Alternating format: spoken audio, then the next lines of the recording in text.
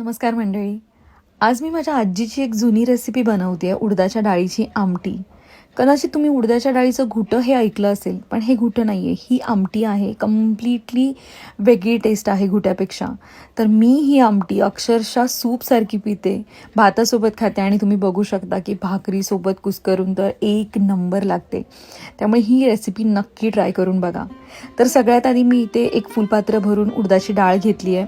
धुतलेली नाही आहे डाळ, मी डायरेक्टली भाजायला घेतलेली आहे. छान गोल्डन ब्राऊन होईपर्यंत भाजायचं आहे.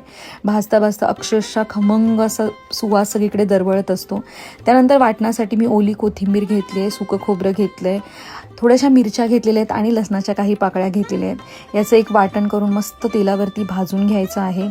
त्यानंतर थोडीशी हळद त्याच्यामध्ये टाकायची आहे आणि त्यानंतर आपण जी डाळ भाजून घेतली होती ती थोडीशी जाडी भरडी अशी मिक्सरला बारीक वाटून घ्यायची आहे.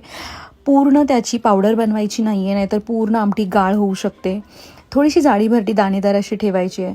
थोडंसं भाजून घेतल्याच्यानंतर तुम्हाला जितकी पातळ आमटी हवी तितकं त्याच्यामध्ये पाणी ॲड करायचं आहे आणि चांगले 10 मिनटं आमटी उकळवून द्यायची आहे.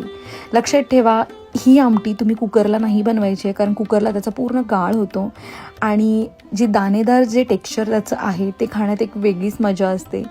बाकी रेसिपी तुम्हाला कशी वाटली मला नक्की सांगा.